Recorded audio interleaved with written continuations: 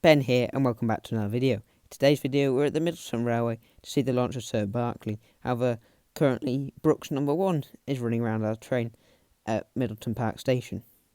Now on the first train, hauled by Sir Berkeley, however, it had stalled halfway up the hill. However, eventually Brooks number 1 came to our rescue and you can see it just in the end of that coach there.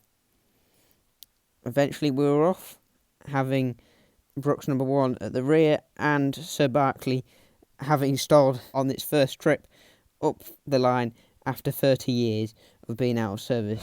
Is there anybody in here? Yes. Oh, it's going to be a long story then. State Railways. No, I thought it was Heritage Railway. Is it Heritage? I'm not sure. Yeah. Well, There'll be a write-up. yeah. To the on the Valley Lake anniversary, Bob Shell ran out to water. You had to stop it. At Middleton Park Station you can see Brooks number 1 here has a lot of steam, with its safety valve lifted and releasing a lot of steam.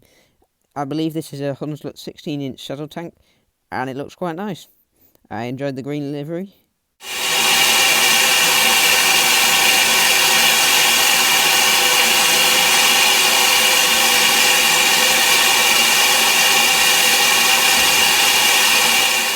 Due to stalling on the hill, we didn't have a lot of time at this station, but we'll see a lot more of Sir Berkeley later in the video. Sir Berkeley first headed off up the line to what I thought was a test run, or maybe once it stopped, that it was going to go back in the shed due to obviously it not being able to get up the hill.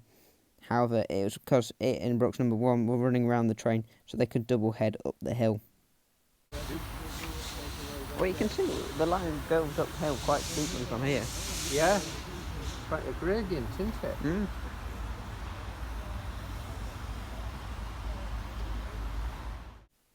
Then it was Brooks number 1's turn to come.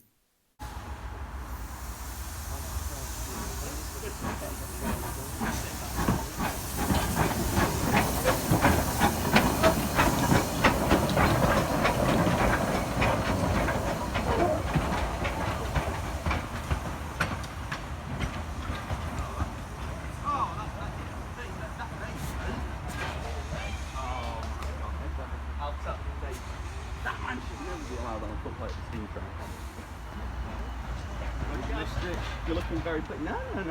Well, I was saying like. Oh yeah, because old mate. That mansion.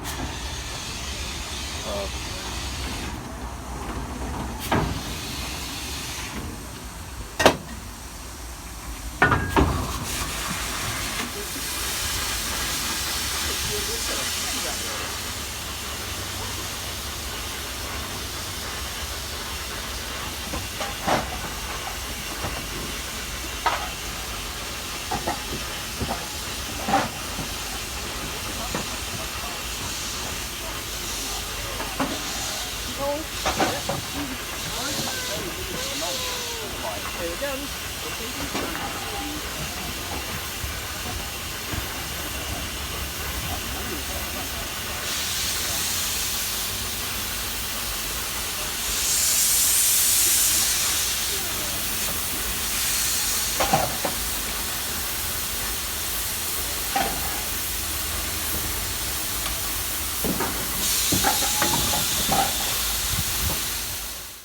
Having now coupled together, you can see Sir Berkeley here releasing a lot of steam. If you hear any static sounding noise, that's probably because it was very loud and probably isn't too good for the phone speakers or microphone, but that's because it was very loud due to, surprisingly, despite it stalling on the hill, a lot of steam. You can see here Brooks number 1 there and Sir Berkeley as well. It's surprising seeing the similarities but also the differences when you consider they're both 060 industrial saddle tank engines, yet despite that they have quite a lot of differences.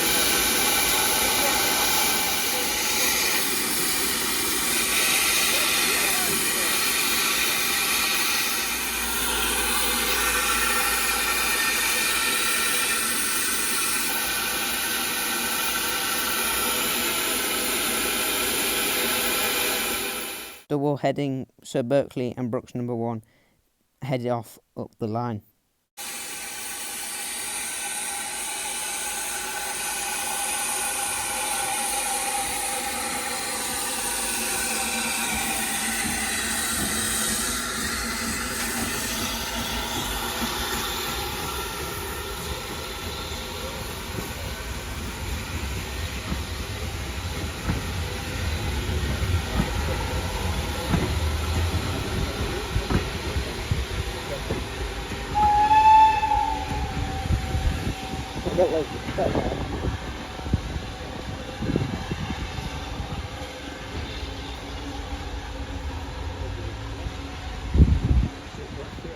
Despite the train being busy on the previous one, the station is now empty.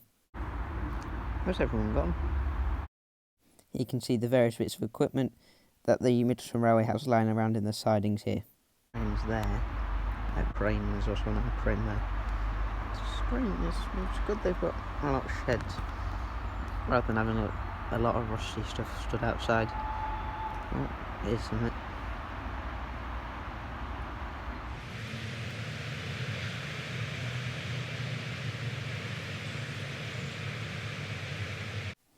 Having headed up the line to the top station and run around, Brooks number 1 and Sir Berkeley are now heading back down the line towards where I am at the station, and you can see here them going through the tunnel underneath the motorway.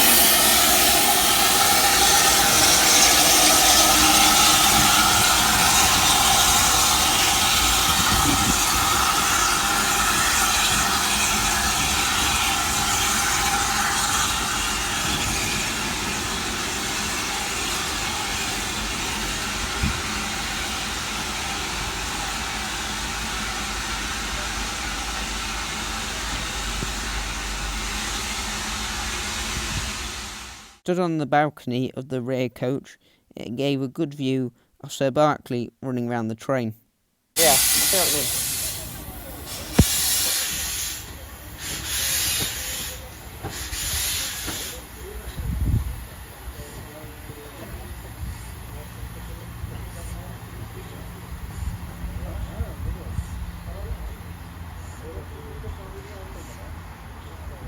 Interesting, you can see how they're wagging stuff in there.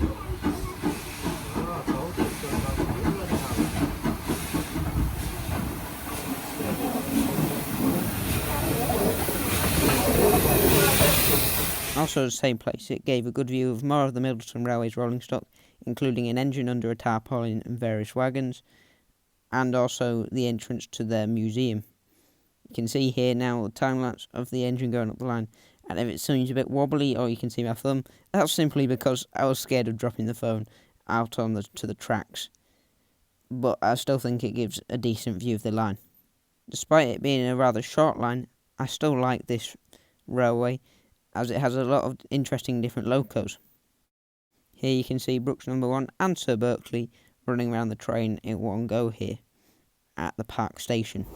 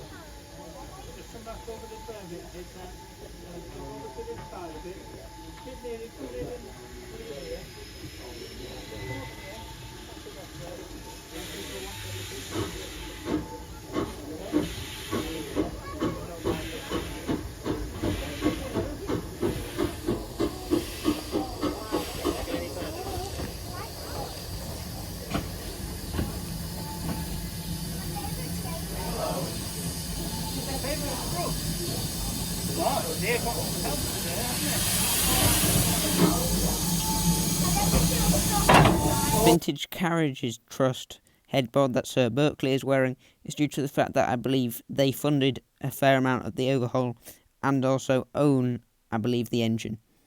I really like the livery that this engine is now painted in with the two different colours of green, the black and the white and the yellow lining. I think it adds a really nice sort of touch to the engine. It's very opulent sort of livery for what you think effectively is an old-fashioned sort of lorry moving stuff around a construction site due to this being a contractor's engine. This engine has an interesting history, as I believe it was featured in the original Railway Children movie as well. Once again stood on the rear balcony of the rear coach and gave a good view of Sir Berkeley, Brooks No. 1 and the surrounding landscape. Just to warn you, it gets quite loud going through the tunnel.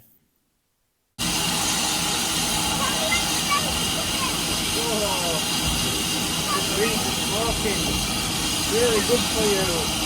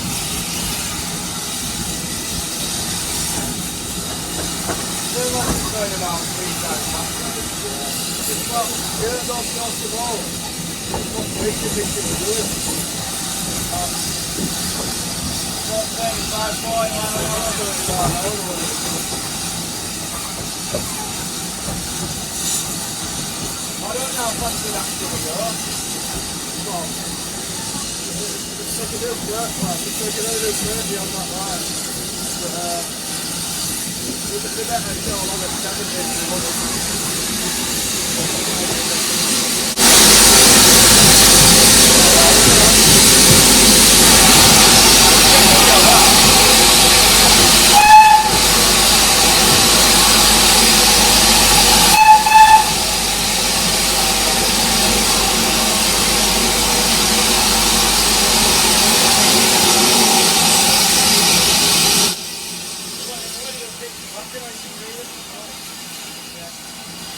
I missed the best bit of it.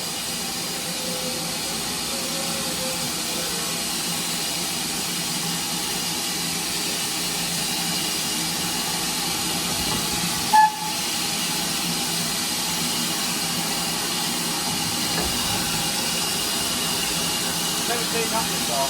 Never seen tunnel. So you can see it water down the drain.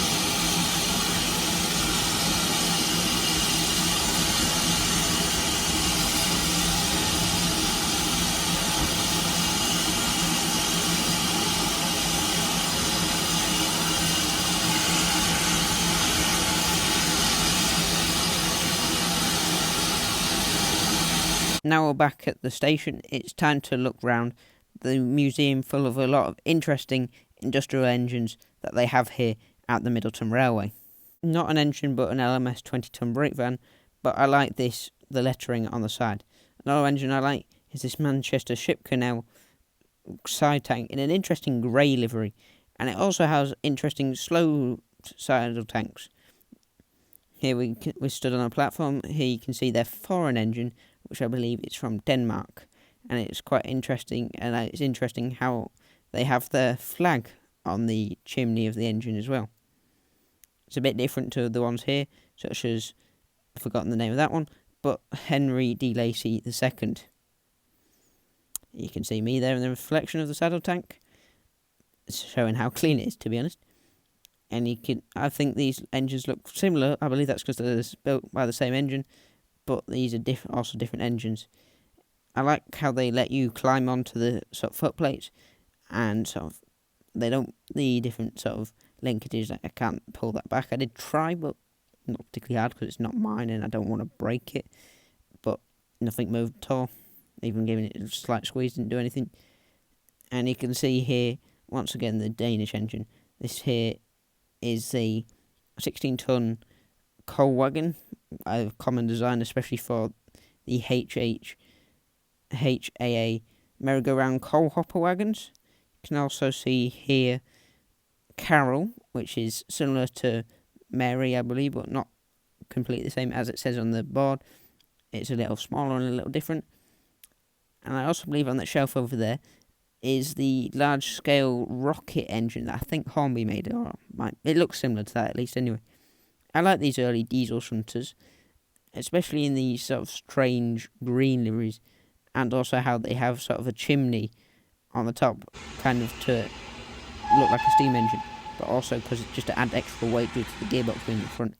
Sir Berkeley's out there somewhere hauling a train, as you can hear by the whistle. See both the similarities and the differences between these engines, not just in the red and other differences in paint. I don't know what size this model is, but I like it, and it's also quite big. Can also see another early diesel shunter, which, as it says, a Leeds pioneer, because it was, I believe, the earliest diesel shunter ever trialled on the LMS or even the whole of British Railways. You can see here another very small diesel shunter. This time I believe it's one of the smallest ones, as it's built by Robert Hunson, And the bonnet there is actually for a narrow gauge 2-foot engine. However, it's mounted on a standard gauge frame. It's strange because there's a photo next to it of Evening Star, and the size comparison is quite strange. It's very different. Matthew Murray here is another shuttle tank engine in a green livery once again. It seems like the Middleton likes those. Built my own Manning Wall as well. I really like that one. Alongside the aforementioned Manchester Ship Canal loco with the slope side tanks. And I like the notch in the side tank. That's interesting.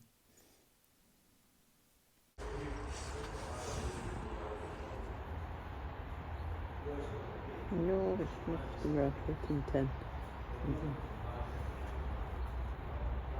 Then you can see some diesel things from here also. She slaps its number 3 car. There's another one of these engines with the sort of crankshaft at the front and the gearbox, but this one's a bit sort of opened. I won't say sectioned out, but it's just got some panels removed or opened, allowing you to have a look inside the bonnet. It's even got a copper cap, this one. I don't believe it's a Great Western engine though. Despite the cab door being closed, I can lift it up and you can have a quick look inside the cab just.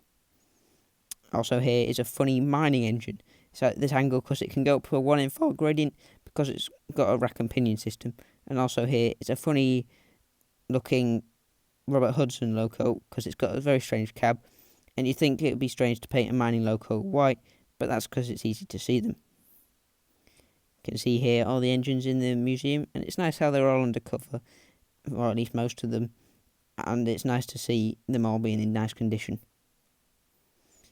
One final time to see Sir Berkeley as it heads back up the line. It's interesting seeing all the different smoke pouring out of all the various places. Hopefully that's a good thing.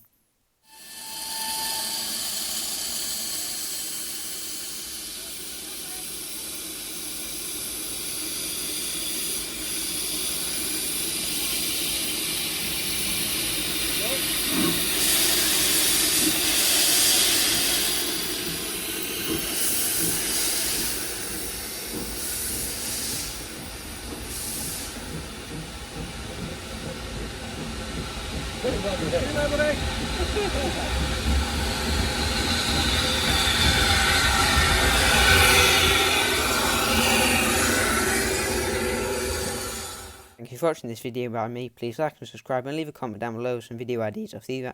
Thank you for watching. Goodbye.